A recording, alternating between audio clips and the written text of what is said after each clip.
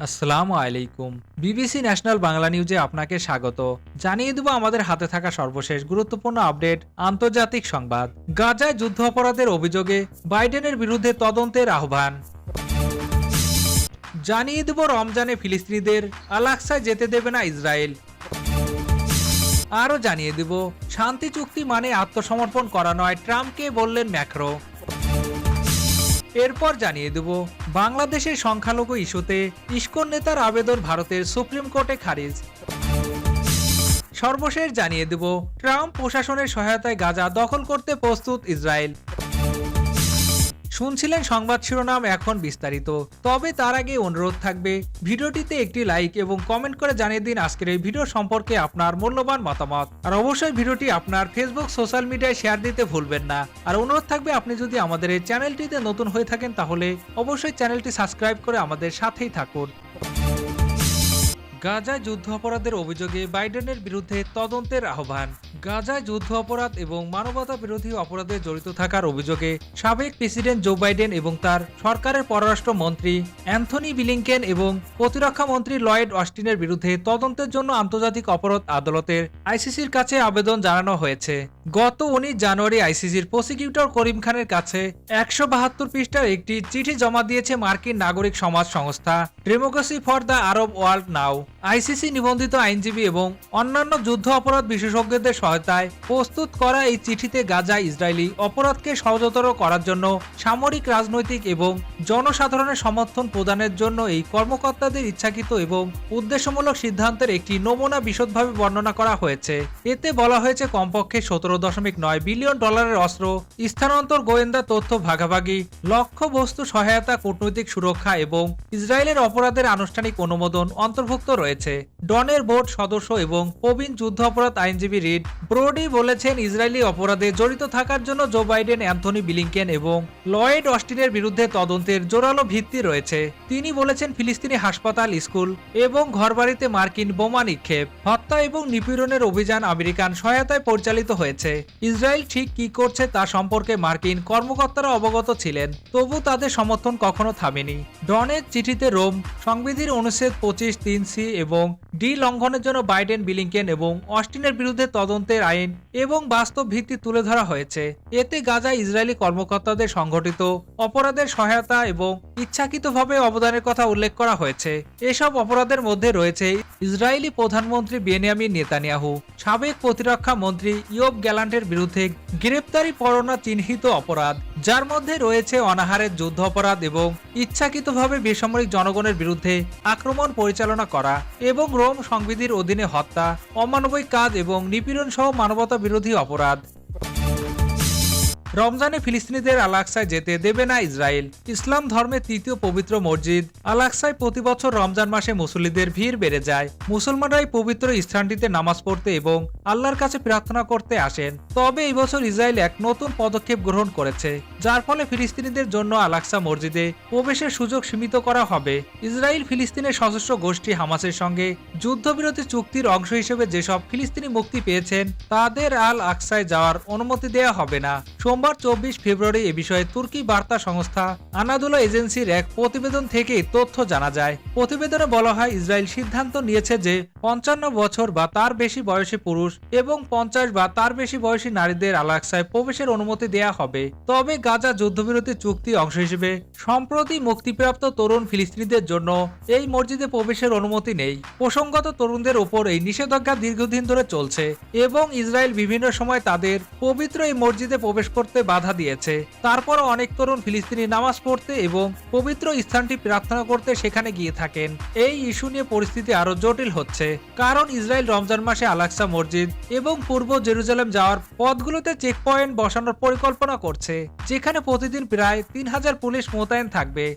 যাতে মুসল্লিদের প্রবেশ নিয়ন্ত্রণ করা যায়। এছাড়া ইসরায়েলি কর্তৃপক্ষ পশ্চিম তীর থেকে মাত্র 10,000 ফিলিস্তিনিকে আল-আকসায় যাওয়ার অনুমতি দেওয়ার কথা ভাবছে, যা একটি সীমিত সংখ্যা। উল্লেখ্য, আল-আকসা মসজিদকে মুসলিমরা আল-আকসা নামে অভিহিত করলেও ইহুদিরা এটিকে টেম্পল মাউন্ট নামে চিহ্নিত করে থাকে, কারণ তাদের দাবি অনুযায়ী এখানে তাদের প্রাচীন প্রার্থনা স্থল ছিল।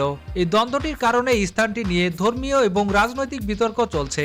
এদিকে গাজা যুদ্ধবিরতি চুক্তির শর্ত ভঙ্গ করে এখনো ফিলিস্তিনি বন্দীদের মুক্তি দেয়নি ইসরায়েল। 24 ফেব্রুয়ারি ইসরায়েল নতুন শর্ত জুড়ে বলেছে, যদি হামাস তাদের আরো 4টি জিম্মির মরদেহ ফেরত দেয় এবং এগুলো ফেরত দেওয়ার সময় কোনো আনুষ্ঠানিকতা না করে, তাহলে 602 ফিলিস্তিনিকে মুক্তি দেওয়া হবে। তবে এই শর্ত সম্পর্কে এখনো হামাস বা মধ্যস্থতাকারী দেশগুলোর কোনো প্রতিক্রিয়া পাওয়া যায়নি।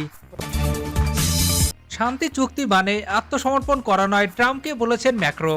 যে কোনো শান্তি চুক্তিতে ইউক্রেনের নিরাপত্তা অবশ্যই বজায় রাখতে হবে বলে মন্তব্য করেছেন ফ্রান্সের প্রেসিডেন্ট ইমানুয়েল ম্যাক্রো। তিনি বলেন, এই শান্তি চুক্তি মানে ইউক্রেনের আত্মসমর্পণ করা নয়। কোনো ধরনের নিশ্চয়তা ছাড়া যুদ্ধবিরতি চুক্তি হওয়া উচিত নয়। স্থানীয় সময় সোমবার হোয়াইট হাউসের মার্কিন প্রেসিডেন্ট ডোনাল্ড ট্রাম্পের সঙ্গে ইউক্রেন যুদ্ধ নিয়ে আলোচনা করতে গিয়ে তিনি এসব কথা বলেন। ট্রাম্প নিজেও কোনো ধরনের নিরাপত্তার গ্যারান্টির কথা উল্লেখ করেনি, তবে তিনি বলেছেন ইউক্রেন শান্তি রক্ষায় ব্যয় শুধু যুক্তরাষ্ট্র একা বহন করবে না, ইউরোপীয় দেশগুলোকে বহন করতে হবে। জবাবে ম্যাক্রো বলেন, ইউরোপ নিরাপত্তার বোঝা আরও ন্যায্যভাবে ভাগ করার প্রয়োজনীয়তা বুঝতে পেরেছে।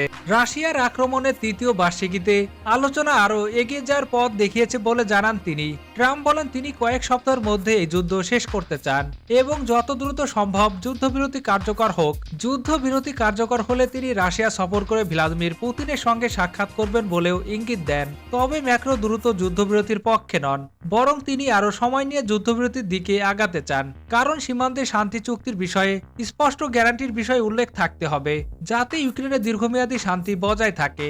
ম্যাক্রো বলেন, আমরা দ্রুতই শান্তি চাই, কিন্তু এমন চুক্তি চাই না যা আমাদের জন্য দুর্বল। তবে উভয় নেতা একমত হয়েছেন যে কোনো শান্তি চুক্তির অংশ হিসেবে ইউক্রেন ইউরোপীয় শান্তিরক্ষা বাহিনী মোতায়েন করা উচিত। তবে রাশিয়া এই প্রস্তাব সরাসরি প্রত্যাখ্যান করেছে।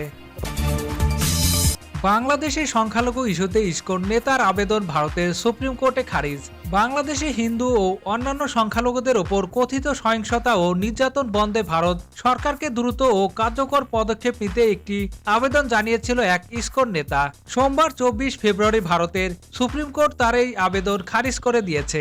খবর এনডিটিভির। প্রধান বিচারপতি সজীব খান্না ও বিচারপতি সঞ্জয় কুমারের নেতৃত্বে একটি বেঞ্চ এই আবেদন খারিজ করেন। একই সঙ্গে তারা বলেন, অন্য একটি দেশের অভ্যন্তরীণ বিষয়ে কোর্ট কিভাবে মন্তব্য করতে পারে। বেঞ্চ আরও মন্তব্য করেন যে এমন বিষয় হস্তক্ষেপ করা আদালতের জন্য অস্বাভাবিক হবে।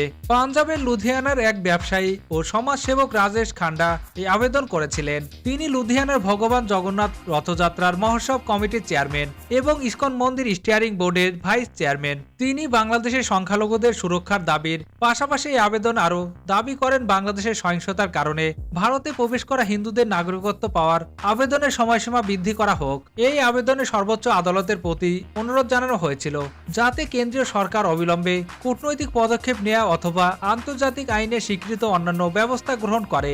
এছাড়া এই আবেদনে ভারতের পররাষ্ট্র মন্ত্রণালয় এবং স্বরাষ্ট্র মন্ত্রণালয়কে নির্দেশ দেওয়ার জন্য আবেদন জানানো হয়েছিল, যাতে বাংলাদেশে নিযুক্ত ভারতীয় হাই কমিশনার ক্ষতিগ্রস্ত হিন্দু সংখ্যালঘুদের সহায়তা প্রদান করে ও প্রয়োজনীয় সাহায্য দেয়। আবেদনে আরও বলা হয়েছিল, বাংলাদেশি সংখ্যালঘু সম্প্রদায়ের অবস্থা ভয়াবহ এবং রাষ্ট্রীয় পৃষ্ঠপোষকতার ধারাবাহিক ধর্মীয় আক্রমণের ফলে তারা দেশ ত্যাগের সম্মুখীন।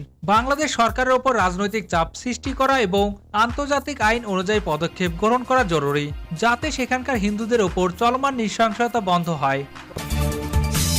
ট্রাম্প প্রশাসনের সহায়তায় গাজা দখল করতে প্রস্তুত ইসরায়েল। ইসরায়েলের অর্থমন্ত্রী বেজালেল স্টোমরিজ বলেছেন, নতুন সেনাপ্রধান আয়াল জামিরের নেতৃত্বে এবং যুক্তরাষ্ট্রের প্রেসিডেন্ট ডোনাল্ড ট্রাম্পের প্রশাসনের সমর্থনে ইসরায়েলি সামরিক বাহিনী গাজা উপত্যকা দখল করার জন্য প্রস্তুত। তুরস্কের রাষ্ট্রীয় সংবাদ মাধ্যম আনাদোলো এজেন্সি তাদের এক প্রতিবেদনে এই খবর জানিয়েছে।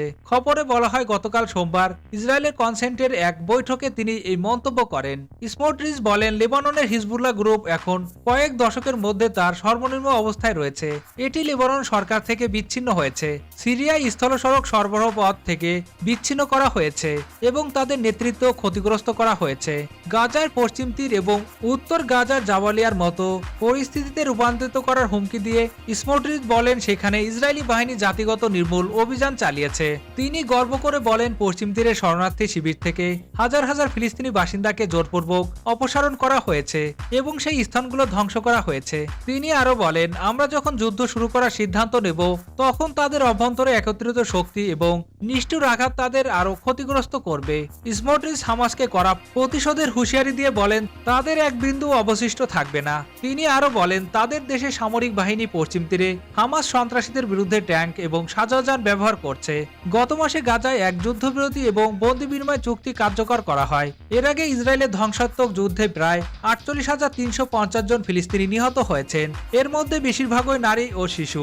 আন্তর্জাতিক অপরাধ আদালত নভেম্বরে ইসরায়েলের প্রধানমন্ত্রী বেনিয়ামিন নেতানিয়াহু এবং তার সাবেক প্রতিরক্ষা মন্ত্রী ইয়োব গ্যালান্টের বিরুদ্ধে যুদ্ধাপরাধ এবং মানবতা বিরোধী অপরাধের জন্য গ্রেপ্তারি পরোয়ানা জারি করেছে, সূত্র আনাদুলো এজেন্সি।